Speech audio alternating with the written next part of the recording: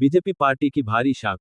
సిర్పూర్ మాజీ శాసనసభ్యులు కోనేరు కోనప్ప ఆధ్వర్యంలో పెంచికల్పేట్ మండలం దర్గపల్లి గ్రామ మాజీ ఉప సర్పంచ్ లక్కం బ్రహ్మయ్య పెద్ద ఎత్తున తన అనుచరులతో బీఆర్ఎస్ పార్టీలో చేరారు.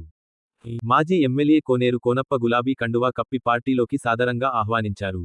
ఈ కార్యక్రమంలో పెంచికల్పేట మండల నాయకులు కార్యకర్తలు తదితరులు పాల్గొన్నారు. నిరుపేదకు చికిత్స కోసమై 7 లక్షల రూపాయలు ఎల్ఓసి చెక్కు అందజేత.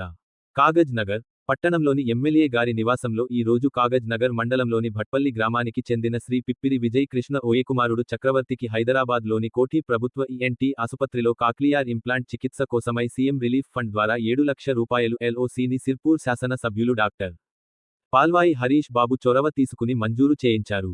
దానికి సంబంధించిన ఎల్ఓసిని ఈ రోజు సిర్పూర్ శాసన సభ్యులు డాక్టర్ పాల్వాయి హరీష్ బాబు పేషెంట్ కుటుంబ సభ్యులకు అందజేయడం జరిగింది.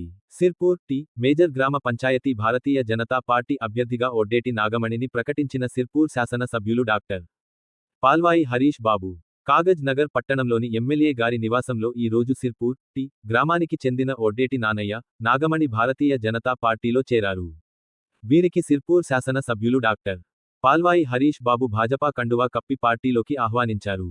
ఈ సందర్భంగా వారు మాట్లాడుతూ ఒడ్డేటి నాగమణిని సిర్పూర్ టి మేజర్ గ్రామ పంచాయతీ భారతీయ జనతా పార్టీ అభ్యర్థిగా ప్రకటిస్తున్నామని, వార్డు మెంబర్ అభ్యర్థులు, నాయకులు, కార్యకర్తలు అందరూ నాగమణి పెద్ద ఎత్తున మద్దతు తెలపాలని కోరారు.